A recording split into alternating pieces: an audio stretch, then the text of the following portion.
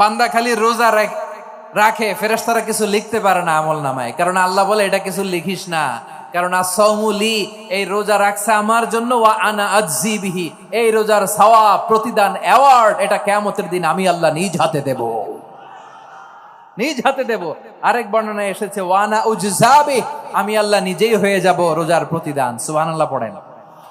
আবার আল্লাহর হাবিব বলেন ইন্না ফিল জান্নাতি সামানিয়াতু আবওয়াব, জান্নাতের দরজা মোট 8টা, ফিহা বাবুন ইউসাম্মা আর-রায়্যান, 8টা দরজার মধ্যে স্পেশাল একটা দরজা আছে, ওই দরজাটার নাম হলো আর-রায়্যান। রায়্যান দরজা, লা ইয়াদখুলুহু ইল্লা সাইমুন, রোজাদাররা ছাড়া কেউ ওই রায়্যান দরজা দিয়ে জান্নাতে ঢুকতে পারবে না। শুধু রোজাদারদের জন্য ওই দরজাটা খোলা থাকবে। দরজাটার নাম আর-রায়্যান। এই লাখো জনতা আওয়াজ করলে এই আওয়াজ হয়, বলেন রোজাদারদের জন্য জান্নাতে স্পেশাল যে লাল গালিচার সংবর্ধনা এন্ড স্পেশাল এন্ট্রি, ওই দরজাটার নাম কি? আর-রায়্যান শব্দটা কেমন লাগে? ভালো লাগে। অনাগত সন্তান যদি কারো আসে, ছেলে সন্তান, নাম রেখে দিয়েন আর-রায়্যান। পারবেন? আমাকে সবাই ধরে রাস্তা ঘাটে, বাসায়, অফিসে, আদালতে, এয়ারপোর্টে ধরলে, হুজুর আমার একটা ছেলে হবে 2 মাস পর, একটা নাম দেন। চাপাই নবাবগঞ্জবাসীর জন্য আমি একটা নাম দিয়ে গেলাম। সামনের 2-3 মাসে, 4 মাসে, 6 মাসে যাদের ছেলে সন্তান হতে পারে বলে মনে করেন, যদি পছন্দ হয় নামটা, নাম রেখে দিয়েন রায়্যান। কি নাম? লা ইয়াদখুলুহু ইল্লা সাইমুন, রোজাদাররা ছাড়া কেউ ঢুকতে পারবে না। মান দাখালাহু লাম ইয়াজমা আবাদা, একবার যে এই গেট দিয়ে ঢুকবে, he will never be thirsty again, তার গলা থেকে চিরকালের জন্য আল্লাহ তৃষ্ণা মিটায়া দিবে। আমরা ওই রায়্যান দরজা দিয়ে সেদিন জান্নাতে ঢুকতে চাই কি চাই না? আমার প্রিয় ভাইরা, প্রতি রাতে রমাদানে আল্লাহর ফেরেশতারা আহ্বান জানায়, ইয়া বাগিয়াল খাইরি আকবিল, ইয়া বাগিয়াশ শাররি আকসির, হে কল্যাণের পথের যাত্রী, আকবিল প্রসিড, আরো ইবাদত করো, আগাও আগাও, আরো জান্নাতের নাজ নেয়ামত কামাও। হে অকল্যাণের পথের যাত্রী, আকসির, স্টপ স্টপ, অনেক হয়েছে, আন্না, এই রমাদান এটা পাপের মাস নয়, এটা ইবাদত করে জান্নাত কামানোর মাস। চিল্লায় বলো ঠিক কি না? ওয়ালিল্লাহি উতাকাউ মিনান নার ওয়া যালিকা কুল্লা লাইলা, প্রতি রাতে, রমাদানের প্রতি রাতে আল্লাহ তাআলা এরকম লাখো বনি আদমকে মাফ করে দেওয়ার ঘোষণা দেয়, নাজাতের ঘোষণা দেয়। আমরা আল্লাহর পক্ষ থেকে মাফ, নাজাত চাই কি চাই না? আমরা যদি নাজাত পেয়ে যাই আর কিছু চাই? কথা বলে না। আমাদের নাজাত লাগবে, আওয়াজ করে বলেন তো কি লাগবে? আর কিছু যে চাই না আমি, চাই গো নাজাত, আল্লাহ তোমার কাছে আমার এই মুনাজাত। আর কিছু যে চাই না আমি, চাই গো নাজাত, আল্লাহ তোমার কাছে আমার এই মুনাজাত, আল্লাহ তোমার কাছে আমার এই মুনাজাত। পড়েন আমিন, আর জোরে আমিন। তাহলে রমাদানকে আমরা বুদ্ধিমানের মতো কাজে লাগাতে চাই কি চাই না? হ্যাঁ, বুদ্ধিমানের মতো কাজে লাগাইতে হবে, মুমিনরা স্মার্ট হয়। এই রমাদানুল মুবারকে আমাদের কি করণীয়, কি বর্জনীয়, what to do and what not to do, এই টপিকসের উপর কিছু কথা আপনাদের সামনে উপস্থাপন করব ইনশাআল্লাহ। ওমা তাওফীকি ইল্লা বিল্লাহ। আমার প্রিয় ভাইয়েরা, আমি আমার খুতবার শুরুতে সূরা বাকারার 185 নম্বর আয়াত তেলাওয়াত করেছি, যেখানে আল্লাহ তাআলা কোন মাসে কোরআন আল কারীমকে, মহাবিশ্বের মহাবিশ্বয় কোরআন আল কারীমকে এই পৃথিবীতে নাজিল করেছেন সেটা আমাদেরকে জানিয়েছেন। আল্লাহ তাআলা ইরশাদ করছেন, শাহরু রমাদানাল্লাযী উনজিলা ফীহিল কুরআনু হুদাল লিন্নাস ওয়া বাইয়িনাতিম মিনাল হুদা ওয়াল ফুরকান। আল্লাহ বলেন রমাদান এমন একটা মাস যে মাসে কোরআন নাজিল করা হয়েছে, আর এই কোরআন হচ্ছে বিশ্ব মানবের জন্য পথ নির্দেশিকা। হেদায়েতের সুস্পষ্ট বর্ণনা এবং সত্য মিথ্যা পৃথক করার আসমানি মানদণ্ড রূপে জামিনে আমাদের জন্য কোরআন নাজিল করেছে কে? আওয়াজ করে বলেন তো, আল্লাহর নাজিল করা এই কোরআনে কোনো ভুল আছে?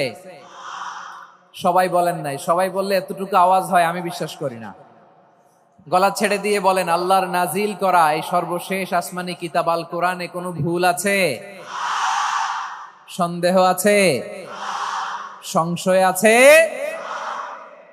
বিয়ন্ডলেস, বাউন্ডলেস, বটমলেস এমন কিতাব যেটা পড়ে গবেষণা করে এর তথ্য উপাত্ত ইনফরমেশন লেসন নিয়ে শেষ করা যায় না। সুবহানাল্লাহ। আল্লাহ বলেন, এই কোরআনকে আমি রমাদানে নাজিল করেছি, যেটা বিশ্ব মানবের জন্য পথ নির্দেশিকা। এতে আছে হেদায়েতের সুস্পষ্ট বর্ণনা আর সত্য মিথ্যা পার্থক্য করার মানদণ্ড, কোনটা সত্য কোনটা মিথ্যা এটা কোরআন দিয়ে ডিফারেন্সিয়েট করা যায়। কোরআন হচ্ছে ফুরকান, to differentiate between right and wrong. কোনটা সত্য কোনটা মিথ্যা, কোনটা ভুল কোনটা নির্ভুল, এটা কোরআন দিয়ে যাচাই করা যায়। চিল্লায় বলেন ঠিক কিনা? এজন্য এই কোরআন দিয়ে আমাদের জীবন সাজাতে হবে। কোরআন দিয়ে জীবন না সাজালে জীবন আলোকিত হয় না। কোরআন দিয়ে পরিবার না সাজালে পরিবার আলোকিত হয় না। কোরআন দিয়ে সমাজ না সাজালে সমাজটা শান্তিময় হয় না। শুধু দুর্নীতি দমন কমিশন দিয়ে দুর্নীতি বন্ধ করা যায় না। কোরআনের আইন বাস্তবায়ন করা ছাড়া এই সমাজ থেকে দুর্নীতি বন্ধ করা যাবে না। চিল্লায় বলো ঠিক কিনা? আমার প্রিয় ভাইরা, এই কোরআন নাজিল হয়েছে রমাদান আল মুবারক, এই বরকতময় মাসে। তাই আমাদের উচিত এই মাসে আসন্ন যে রমাদান আল মুবারক, এই রমাদানে কোরআনের সাথে নিজেদের সম্পর্ককে বাড়ানো। আমার প্রিয় চাঁপাইনবাবগঞ্জের ভাইয়েরা, আমরা কি আসন্ন রমাদানে কোরআনের সাথে আমাদের অ্যাটাচমেন্ট সম্পর্ক বাড়াতে চাই? চান সবাই? আপনি কি জানেন কোরআন নিয়ে কোন ফেরেশতা পৃথিবীতে এসেছিল? জানেন? ফেরেশতার নাম কি বলেন তো? জিবরিল আলাইহিস সালাম। একটু খেয়াল করে শুনেন, কান দুটো খরগোশের কানের মতো খাড়া করে আমার দিকে তাকান। সাইয়েদনা জিবরিল কোরআন নিয়ে এসেছেন, ফলে উনি হয়েছেন শ্রেষ্ঠ ফেরেশতা। বিশ্ব নবীর উপর কোরআন নাজিল হয়েছে, তাই তিনি হয়েছেন শ্রেষ্ঠ নবী। রমাদানে কোরআন নাজিল হয়েছে, তাই রমাদান হয়েছে শ্রেষ্ঠ মাস। কদরের রাতে কোরআন নাজিল হয়েছে, তাই কদর হয়েছে শ্রেষ্ঠ রাত। আমরাও যদি কোরআনের সাথে সম্পর্ক বাড়াই, আমাদের মর্যাদাও এরকম, আমাদেরকেও শ্রেষ্ঠ মানুষ বানায় দিবে কে? এজন্য কোরআনের সাথে সম্পর্ক বাড়াইতে রাজি আছেন তো? যারাই কোরআনের সাথে সম্পর্ক বাড়ায় এদের মর্যাদা বাড়ায় দেয় কে? দেখবেন আমাদের হাফেজে কোরআন, তারা ইন্টারন্যাশনাল কোরআন কম্পিটিশনে যে গোটা বিশ্বকে পেছনে ফেলে প্রথম পুরস্কার নিয়ে আসে। এত ছোট ছোট বাচ্চা, ও সমাজ বোঝে না, রাজনীতি বোঝে না, টাকা পয়সা বোঝে না, কিচ্ছু বোঝে না, কিন্তু গোটা বিশ্বে ওকে সম্মানের চেয়ারে আসীন করেছে কে? এই কোরআনের সাথে লাগলে আল্লাহ তাআলা সম্মান বাড়িয়ে দেয়। আমার প্রিয় ভাইয়েরা, আসুন আমরা আলোচনার শুরুতেই শপথ নেই যে আসন্ন রমাদানে আমরা কোরআনের সাথে নিজেদের সম্পর্ককে মজবুত করব ইনশাআল্লাহ। সবাই বলুন ইনশাআল্লাহ। শাবান মাস আসলে, রজব মাস আসলে সাহাবারা কি করতেন? আসুন আমরা দেখি কিভাবে তারা রমাদানকে ওয়েলকাম জানাতেন। রজব শাবান আসলেই ওনারা রমাদান পর্যন্ত পৌঁছার আকুতি, আগ্রহ আর ফরিয়াদ আল্লাহর কাছে জানাতেন আর বলতেন, ইয়া আল্লাহ, রমজান পর্যন্ত আমাদের হায়াত বাড়িয়ে দাও। আল্লাহুম্মা বাল্লিগনা রমাদান। আল্লাহ তুমি রমজান পর্যন্ত আমাদের পৌঁছে দাও। আল্লাহুম্মা বারিক লানা ফি রজব ওয়া শাবান ওয়া বাল্লিগনা রমাদান। আল্লাহ রজব শাবানে বরকত দাও, আল্লাহ রমজান পর্যন্ত তুমি আমাদেরকে পৌঁছে দাও। আওয়াজ করে পড়েন আমিন। আমার প্রিয় চাঁপাইনবাবগঞ্জের ভাইরা, গত বছর অনেকের সাথে আমরা একসাথে রমাদান কাটিয়েছি, তাদের অনেকে দুনিয়াতে এখন বেঁচে নাই, এরকম আছে না নাই? এই যে আরো 7 দিন বাকি রমাদান আসতে, এই 7 দিন পর্যন্ত আমরা রমাদান পাবো, কোনো গ্যারান্টি আছে? আচ্ছা, এই বছর যদি খুশনসিব হয় আমাদের, আমরা যদি পাই, আগামী বছরও যে রমাদান আমরা পাবো, কোনো গ্যারান্টি আছে? তাহলে আসুন আমরা ভেবে নেই, হতে পারে this Ramadan could be the last and final Ramadan in our life. হতে পারে এই রমাদানই হতে পারে আমার জীবনের শেষ রমাদান। ঠিক কিনা বলেন? তাই আসুন আমরা আল্লাহর কাছে দোয়া করি, আল্লাহুম্মা বাল্লিগনা রমাদান, আল্লাহ তুমি রমাদান পর্যন্ত আমাদেরকে পৌঁছে দাও। আওয়াজ করে পড়েন আমিন। ইবনু রাজাব আল হাম্বালি লাতাইফুল মাআরিফের মধ্যে লিখেছেন, সাহাবারা ওনারা রমাদান কেন্দ্রিক, আমাদের সালাফ সালফে সালিহিনরা রমাদান কেন্দ্রিক জীবন কাটাতেন। ওনারা রমজান আসার 6 মাস আগে আল্লাহর কাছে দোয়া করতেন, আল্লাহ রমজান পর্যন্ত পৌঁছে দাও। রমজান চলে যাওয়ার পরে বাকি 6 মাস আল্লাহর কাছে দোয়া করতেন, আল্লাহ এই রমাদানে যে ইবাদত করেছি ইবাদত গুলো তুমি কবুল করে নাও। সুবহানাল্লাহ। তাহলে পুরো বছর রমাদান কেন্দ্রিক জীবন। রমজান আসার আগে 6 মাস দোয়া করতো, আল্লাহ আমরা যেন রমজান পাই। রমজান চলে যাওয়ার পরে বাকি 6 মাস বলতো, আল্লাহ রমজানে যে ইবাদত করেছি এগুলো তুমি কবুল করে নাও। সুবহানাল্লাহ। আবার এই শাবান মাসে আল্লাহর হাবিব সাল্লাল্লাহু আলাইহি ওয়াসাল্লাম সবচেয়ে বেশি রোজা রাখতেন। কানা ইয়াসুমু শাবানা কুল্লাহ, বেশি রোজা রাখতেন শাবান মাসে। ওয়া কানা ইয়াসুমু শাবানা ইল্লা কলিলা, শাবানের অল্প কয়েকদিন ছাড়া পুরো শাবানটাই বিশ্বনবী রোজা রাখতেন। সুবহানাল্লাহ পড়েন। এই শাবানে আপনারা রোজা রাখছেন তো? রাখছেন? আল্লাহ তুমি কবুল করো, আমরা সবাই পড়ি আমিন। এই শাবান শেষে আমাদের মধ্যে আগমন করবে রমাদান, এবং এই রমাদানুল মুবারক আল্লাহ তাআলা আমাদের জন্য সিয়াম ফরজ করেছেন। কি ফরজ করেছেন? তিনি সূরাতুল বাকারার 183 নম্বর আয়াতে ইরশাদ করছেন, রাব্বুল আলামিন বলেন, ইয়া আইয়ুহাল্লাযীনা আমানু কুতিবা আলাইকুমুস সিয়ামু কামা কুতিবা আলাল্লাযীনা মিন ক্বাবলিকুম লাআল্লাকুম তাত্তাকুন। আল্লাহ বলেন, ও বিশ্বাসীরা শোনো শোনো, তোমাদের জন্য সিয়ামকে ফরজ করা হয়েছে ঠিক যেমন ভাবে তোমাদের পূর্ববর্তী উম্মতদের উপরও সিয়ামকে ফরজ করা হয়েছিল, লাআল্লাকুম তাত্তাকুন, যাতে করে তোমরা সবাই মুত্তাকি হতে পারো। সুবহানাল্লাহ বলেন, যাতে করে তোমরা আল্লাহ সচেতন হতে পারো। তাহলে সিয়ামকে, এই সামনে যে রমাদান আসতেছে আমার প্রিয় ভাইয়েরা, এই পুরো রমাদান ব্যাপী সিয়াম সাধন করা, সিয়াম পালন করাকে আমাদের জন্য ফরজ করে দিয়েছে কে? রমাদানের রোজা রাখার নফল নাকি? রমাদানে সিয়াম পালন করা কি নফল? সুন্নাত? তাহলে কি ফরজ? আওয়াজ করে বলেন, রমাদানের রোজা রাখা কি ফরজ? এটা শুধু আমাদের উপরই ফরজ না, আমাদের আগে যত জাতিগোষ্ঠী এই পৃথিবীতে এসছে সবার উপরে সিয়াম পালনকে ফরজ করেছে কে? সবার উপরে আল্লাহ তাআলা সিয়াম পালনকে ফরজ করেছিলেন। তবে ধরনটা ভিন্ন ছিল, এক এক জাতিগোষ্ঠীর জন্য এক এক ধরনের ছিল। আমাদের জন্য সিয়াম ফরজ টানা 1 মাস 30 দিন বা 29 দিন। কোন কোন উম্মতের উপর 30 দিন না, মাত্র 3টা রোজা ফরজ ছিল। কয়টা? আওয়াজ করে বলেন। আপনাদের কি মনোযোগ আছে না গেছে? মনোযোগ আছে? তাকবীর পড়েন তো, লিল্লাহে তাকবীর। আমাদের 1 মাস সিয়াম ফরজ। পূর্ববর্তী অনেক উম্মতের উপর 1 মাস ছিল না, 3টা ফরজ ছিল। কয়টা? প্রতি মাসের 13, 14, 15 ফরজ ছিল তাদের জন্য। কারো জন্য শুধু একটা, আশুরার রোজা। কোন কোন উম্মতের জন্য 10টা। কোন কোন উম্মতের জন্য রোজা ফরজ ছিল মৌনতার রোজা, আরবিতে বলে সৌমুল ইনসাত, মানে সারাদিন খেতে পারবে, পান করতে পারবে, স্ত্রীর সাথে মেলামেশা করতে পারবে, কিন্তু কথা বলতে পারবে না। কথা বললেই তাদের রোজা ভেঙে যেত। পড়েন সুবহানাল্লাহ। কি অদ্ভুত ব্যাপার! মৌন সম্মতির রোজা। যেমনটি সাইয়্যিদাতুনা মারিয়াম আলাইহাস সালাম বলেছেন, ইন্নী নাযারতু লির-রাহমানি সাওমা ফালান উকাল্লিমাল ইয়াওমা ইনসিয়া। তিনি বলেছেন, আজকে আমি রহমানের জন্য, মানে আল্লাহর জন্য রোজা মানত করেছি, আজকে আমি কারোর সাথে কথা বলতে পারবো না। তো রোজা রাখলে কথা বলতে পারবে না কেন? কারণ ওই শরীয়তে রোজার বিধান ছিল সকাল থেকে সন্ধ্যা খেতে পারবেন, পান করতে পারবেন, কিন্তু কথা বলতে পারবেন না। কথা বললেই রোজা ভেঙে যেত। সুবহানাল্লাহ বলেন। তাহলে সব জাতিগোষ্ঠীর উপরে রোজা ফরজ ছিল, কিন্তু ধরনটা ভিন্ন ছিল। মজার ব্যাপার হচ্ছে, আপনি বর্তমানেও বিভিন্ন ধর্মের দিকে তাকান, বৌদ্ধ ধর্ম, হিন্দু ধর্ম, খ্রিস্ট ধর্ম, তাদের মধ্যেও রোজা আছে। ইংরেজরা, খ্রিস্টানরা এটাকে বলে ফাস্টিং। কি বলে? ফাস্টিং। আমাদের হিন্দু ভাইয়েরা বলে উপবাস। তারা কি বলে? উপবাস। আবার এখন আন্দোলনেরও একটা মাধ্যম হয়েছে এটা, না খেয়ে থাকা। এটারে বলে অনশন। এটারে কি বলে? অনশন ধর্মঘট। মানে আমাদের দাবি না মানলে আমরা খাবো না, রোজা রাখলাম। আছে না নাই?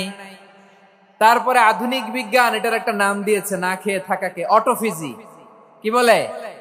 অটোফিজি। জাপানের এক চিকিৎসা বিজ্ঞানী এই অটোফিজির উপর গবেষণা করে সে নোবেল পেয়েছে। সুবহানাল্লাহ পড়বেন না? এজন্য আল্লাহ তাআলা আমাদের জন্য গোটা রমাদানে এই সিয়ামকে ফরজ করে দিয়েছেন। আওয়াজ করে বলেন আল্লাহু আকবার। রাব্বুল আলামিন বলেন, ইয়া আইয়ুহাল্লাযীনা আমানু কুতিবা আলাইকুমুস সিয়াম, সিয়ামকে তোমাদের উপরে ফরজ করা হয়েছে, কামা কুতিবা আলাল্লাযীনা মিন ক্বাবলিকুম, যেমনি তোমাদের পূর্ববর্তীদের উপর রোজা ফরজ করা হয়েছিল, লাআল্লাকুম তাত্তাকুন, যাতে করে তোমরা আল্লাহ সচেতন হতে পারো, যাতে করে তোমরা মুত্তাকি হতে পারো। লাআল্লাকুম তাত্তাকুন, যাতে করে আমরা আল্লাহ সচেতন হতে পারি, আল্লাহ কনসিয়াসনেস আমাদের মধ্যে গ্রো করে। এটা হচ্ছে রোজার prime objective, the prime objective of সিয়াম। অনেকে জিজ্ঞেস করলে অনেকে বলে রোজার মূল উদ্দেশ্য হচ্ছে না খেয়ে থাকা। না। অনেকে বলে গরিবদের কষ্ট অনুধাবন করা রোজার উদ্দেশ্য। না। রোজার উদ্দেশ্য কি, সিয়াম পালনের উদ্দেশ্য কি, এটা আল্লাহ তাআলা স্পষ্ট এই আয়াতের পেছনে বলেছেন যে লাআল্লাকুম তাত্তাকুন, যাতে করে তোমরা আল্লাহ সচেতন হতে পারো, আল্লাহ ভীতি তোমাদের মধ্যে গ্রো করে, গড কনসিয়াসনেস, আল্লাহ কনসিয়াসনেস, আল্লাহ সচেতনতা যেন বাড়ে, দ্য সেন্স অফ অ্যাকাউন্টেবিলিটি, আল্লাহর সুপ্রিম কোর্টের কাঠগড়া এই দুনিয়াতে আমি যাই করলাম তার সবকিছু যে পাই টু পাই হিসাব দিতে হবে, এই sense, to enhance the sense that what ever we do Allah is watching me. আপনি যাই করেন কেউ দেখে না, কিন্তু দেখে কে? শুরুতেই তো জিজ্ঞেস করেছিলাম যে কেউ যেটা দেখে না সেটা দেখেন কে? কেউ যেটা শোনে না সেটা শোনেন কে? এর নাম হচ্ছে লাআল্লাকুম তাত্তাকুন, যাতে করে তোমরা আল্লাহ সচেতন হতে পারো, আল্লাহ ভীরু হতে পারো। দুনিয়ার কেউ দেখে না, কিন্তু আল্লাহ দেখে। এটাই রোজার মূল শিক্ষা। আমার প্রিয় ভাইরা, আপনি লুকিয়ে লুকিয়ে ঘরের ভেতরে অন্যায় করেছেন, পাপ করেছেন, আপনার বাবা দেখে নাই, মা দেখে নাই, স্ত্রী দেখে নাই, কিন্তু দেখেছে কে? আল্লাহর চোখ ফাঁকি দেয়া যায়? আচ্ছা, বুঝে থাকলে বলেন তো, সিসি ক্যামেরার চোখ ফাঁকি দেয়া যায় কি যায় না? পুলিশের চোখ, র্যাবের চোখ, বিমানবন্দরে কাস্টমস অফিসারের চোখ, কিন্তু আমার আল্লাহর চোখ? সবাই বলেন, আল্লাহর চোখ ফাঁকি দেয়া যায়? এই সেন্সটা নিয়ে আসা নিজের মধ্যে, আমি what ever I do Allah is watching me, যাই করি আল্লাহ দেখে। লাআল্লাকুম তাত্তাকুন। রমাদানের রোজা, ইফতারি, সিয়াম, ইবাদত সব কিছুর মধ্য দিয়ে আপনাকে খেয়াল করতে হবে যে লাআল্লাকুম তাত্তাকুন এই স্ট্যান্ডার্ড এটা অ্যাচিভ হচ্ছে কিনা আমাদের, যাতে করে তোমরা মুত্তাকি হতে পারো, আল্লাহ ভীরু হতে পারো। তাকওয়া, এটা হচ্ছে the essence of Islam. What is তাকওয়া? তাকওয়া মানে কি? তাকওয়ার সংজ্ঞা অনেকে অনেক ভাবে দিয়েছেন। আমি সরাসরি সাহাবাদের কাছ থেকে একটা সংজ্ঞা আপনাদের শোনাচ্ছি। ওমরে ফারুক রাদিয়াল্লাহু তাআলা আনহু উবাই ইবনে কাব রাদিয়াল্লাহু তাআলা আনহুকে জিজ্ঞেস করেছিলেন, ইয়া উবাই মা হুয়া তাকওয়া, হে উবাই তাকওয়া কি? তাকওয়া কাকে বলে? উবাই ইবনে কাব তিনি প্রশ্নের উত্তর না দিয়ে উনিও আবার প্রশ্ন ছুড়লেন। তিনি বললেন, ইয়া আমিরাল মুমিনিন, আমা সালাকতা তরিকান যা শাউক, আপনি কি কাঁটাযুক্ত রাস্তা দিয়ে মরুভূমিতে কখনো হেঁটেছেন? যে রাস্তার চারদিকে ক্যাকটাস, গুলমলতার কাঁটা, হেঁটেছেন? ওমরে ফারুক বললেন, নাম, হেঁটেছি। বালা, হেঁটেছি। কাইফা আমিলতা, কিভাবে হেঁটেছেন? ওমরে ফারুক বললেন, শাম্মারতু ওয়াজতাহাতু, আমি আমার জামা, জুব্বা আর চাদর আটোসাটো করে গায়ের সাথে এমন ভাবে মিলিয়ে রেখেছি, এমন সাবধানে হেঁটেছি যাতে করে মরুভূমির ক্যাকটাসের গুলমলতার কাঁটা আমার গায়ে বিঁধে না যায়। উবাই ইবনে কাব বললেন, ফাযালিকা হুয়া তাকওয়া, আরে তাহলে আপনি তো ঠিকই জানেন তাকওয়া মানে কি, এটাই তো তাকওয়া। ওই রাস্তা দিয়ে যেভাবে হেঁটেছেন পুরো দুনিয়ার জিন্দেগিটা এইভাবে সাবধানে চলার নামই হচ্ছে তাকওয়া। চিল্লায় বলো ঠিক কিনা? এই দুনিয়াতে পাপ পঙ্কিলতা থাকবে, শয়তানির হাতছানি থাকবে, অপরাধ প্রবণতা থাকবে, নফসের খায়েশ থাকবে, অন্যায়ের হাতছানি থাকবে। সব কিছুকে দলে মুচড়ে পেছনে ফেলে সাবধান হয়ে এই দুনিয়ার সিরাতুল মুস্তাকিমের পথে চলতে হবে। যেই রাস্তা শুরু হয়েছে দুনিয়াতে, শেষ হয়ে গিয়েছে আল্লাহর জান্নাতের ভেতরে। চিল্লায় বলেন ঠিক কিনা? আমার প্রিয় চাঁপাইনবাবগঞ্জের ভাইয়েরা, এটার নামই তাকওয়া। উবাই ইবনে কাব বললেন, ও আমিরুল মুমিনিন, ওই কাঁটাযুক্ত গুলমলতার রাস্তার মধ্যে ঠিক যেমনি সাবধান হয়ে আপনি হেঁটেছেন এই দুনিয়ার বুকে, ওই সাবধান হয়ে চলার নাম হলো তাকওয়া। সুবহানাল্লাহ। তাহলে তাকওয়া কারে বলে? আমার চাপাই নবাবগঞ্জের কলেজার টুকরা ভাইরা, বুঝতে পারছেন আপনারা?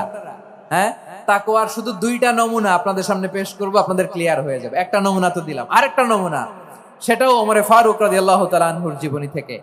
উনি ছিলেন ন্যায়পরায়ণ শাসক। রাত্রিবেলা প্রজাদের কি হাল হাকিকত, কি অবস্থা, ঘুরে ঘুরে প্যাট্রোলিং করতেন পুলিশের মতো। তো সারা রাত প্যাট্রোলিং করে সারা রাত তিনি ঘুরেছেন কার কি অবস্থা দেখে। শেষ রাতে তিনি ফিরে আসতেছেন। তিনি থাকতেন, সেই বুখারীতে এসেছে, কানা ইয়াসকুনু ফি আওয়ালিল মদিনা, মদিনার উঁচু এলাকায় থাকতেন। তো ফিরে আসার সময় উনি একটা প্রাচীর বেষ্টিত ঘরের পাশে দুইজন নারীর কথোপকথন শুনতে পেলেন। কয়জন নারী? দেখি আপনাদের মনোযোগ আছে কিনা, বলেন কয়জন নারী? একজন বৃদ্ধা, একজন যুবতী। উনি কান লাগিয়ে শুনতে পাচ্ছেন। বৃদ্ধা মা, ওমরে ফারুক কাউকে দেখতে পাচ্ছেন না, শুনতে পাচ্ছেন। বৃদ্ধা মা তার যুবতী মেয়েকে বলে, এই তাড়াতাড়ি ওটের দুধ দহন করে ওটের দুধের সাথে পানি মিশাও, তাইলে কালকে বাজারে মদিনায় বেশি দামে বিক্রি করা যাবে, লাভ হবে অনেক। বৃদ্ধা মহিলা এটা বললেন। যুবতী মেয়ে উত্তরে বলে, মা আপনি জানেন না আমিরুল মুমিনিন খলিফাতুল মুসলিমিন ওমরে ফারুক দুধে পানি মিশানোকে দণ্ডনীয় অপরাধ বলে ঘোষণা দিয়েছে, জানেন না? এবার বৃদ্ধা মহিলা বলে, আরে পাগলি, এই ভোর রাতে আমিরুল মুমিনিন ওমরে ফারুক আসবে কোত্থেকে? উনি আসবে কোত্থেকে? ওনার পাইক পেয়াদা সিকিউরিটি আসবে কোত্থেকে? কেউ দেখবে না। আরে কেউ দেখবে না, তাড়াতাড়ি দুধের সাথে পানি মেশাও। এই কথা যখন মা বলেছে, যুবতী মেয়েটা চমৎকার একটা উত্তর দিয়েছে। তিনি বলেছিলেন, ইয়া উম্মি, ও আমার মা, লাউলা রাআ উমর লা রাআ রব্বু উমর। ও আমার প্রিয়তমা মা, আপনি ঠিকই বলেছেন, গভীর রাতে ওটের দুধে পানি মিশালে ওমর দেখবে না, কিন্তু মা খেয়াল রাখবেন, ওমর যদি নাও দেখে, ওমরের রব কিন্তু দেখে। চিল্লায় বলেন ঠিক কিনা? দিস ইজ কল্ড তাকওয়া। লাউলা রাআ উমরু লা রাআ রব্বু উমর। ওমর দেখে না, কিন্তু ওমরের রব দেখে। চিল্লায় বলেন ঠিক কিনা? এজন্য রব্বুল আলামিন বলেন, লা তুদরিকুহুল আবসার ওয়া হুয়া ইউদরিকুল আবসার ওয়া হুয়াল লাতীফুল খাবীর। তিনি এমন সত্তা, দুনিয়ার কোন চোখ তাকে দেখে না, কিন্তু দুনিয়ার সবগুলো চোখকে, সব মানুষের অ্যাক্টিভিটিসকে আরশের উপর থেকে সবকিছু মুহূর্তে মুহূর্তে দেখতে পান কে? তাহলে তাকওয়া কারে বলে, বুঝতে পারছেন? দুনিয়াতে সাবধানে চলার নাম তাকওয়া। কেউ দেখে না, কিন্তু আল্লাহ দেখে। এই সেন্স, এই জবাবদিহিতার ভয়, দ্য সেন্স অফ অ্যাকাউন্টেবিলিটি, এই সেন্স নিজের মধ্যে গ্রো করার নাম হচ্ছে তাকওয়া। আর এই সিয়াম পালন করার প্রাইম অবজেক্টিভ অফ সিয়াম হচ্ছে লাআল্লাকুম তাত্তাকুন। আওয়াজ করে বলেন, লাআল্লাকুম তাত্তাকুন। আমার প্রিয় ভাইয়েরা, এই আসন্ন রমাদান, এটা এমন এক বরকতের মাস, যে মাসে আমরা নিজেদের নাফসের উপর নিয়ন্ত্রণ প্রতিষ্ঠা করি। সারা বছর নাফস আমাদেরকে নিয়ন্ত্রণ করে, আর রমাদানে আমরা নাফসকে নিয়ন্ত্রণ করি। কথা বুঝতেছেন? সারা বছর নাফস আমাদেরকে নিয়ন্ত্রণ করে। এই যে এখন আমার খেতে মনে চাইলে, যে খেজুর রাখা, আমি খেজুর খেতে পারবো, নাটস আছে, বাদাম খাইতে পারি। খাইতে মন চাইলে পানি, আমার রুহুটা চায়, আমার নাফসটা খেতে চায়, আমি খেতে পারি, পান করতে পারি। বিবাহিতরা দিনের বেলায় স্ত্রীর সাথে মেলামেশা করতে চাইলে করতে পারে, কিন্তু রমাদানে দিনের বেলায় খেতে মনে চায়, কিন্তু আমরা খাই। আমার প্রবৃত্তি খেতে চায়, কিন্তু প্রবৃত্তির কথা আমরা শুনি, কথা কয় না। রমজানে খেতে মন চাইলে আমরা খাই, তৃষ্ণায় গলা ফেটে যায়, গলার ছাতি ফেটে যায়, কিন্তু এক ঢোক পানি কি আমরা গিলি? বিবাহিতরা দিনের বেলা স্ত্রীর সাথে কি মেলামেশায় যায়? না। তার মানে সারা বছর নফস আমাদেরকে নিয়ন্ত্রণ করে, আর রমাদানে নফসের উপর আমরা নিয়ন্ত্রণ প্রতিষ্ঠা করি। নফসের লাগাম আমরা রমাদানে টেনে ধরে। চিল্লায় বলেন ঠিক কি না? এজন্য আমার প্রিয় ভাইয়েরা, নফসের উপর নিয়ন্ত্রণ নিতে চাইলে রমাদানের রোজার কোনো বিকল্প নাই। এটা এমন মাস, যে মাসের ফজিলতেরও কোনো শেষ নাই। এই মাসকে বলা হয় দ্য মান্থ অফ হোপ। এটা আশা জাগানিয়া মাস। রমজানের কথা শুনলে আশা জাগে না হৃদয়ে? ইদা জাআ রমাদান ফুতিহাত আবওয়াবুস সামা ওয়া গুল্লিকাত আবওয়াবু জাহান্নাম ওয়া সুফিদাতিশ শায়াতিন।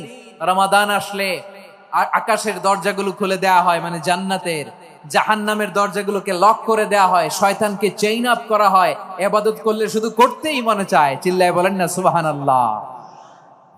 রমজানে ইবাদতে যেই মজা পাওয়া যায়, সারা বছর অন্য কোনো মাসে এই মজা আপনি পান? আমার চাঁপাইনবাবগঞ্জের ভাইরা আওয়াজ করে বলেন না, রমজানে ইবাদতে যেই মজা অন্য মাসে এটা পান? কারণ রমজানে ইবাদত করলে সওয়াবও বেশি, ইবাদতের একটা পরিবেশ থাকে, ঠিক কিনা বলেন?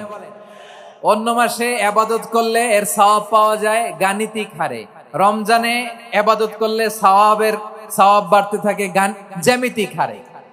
সুবহানাল্লাহ কইবেন না?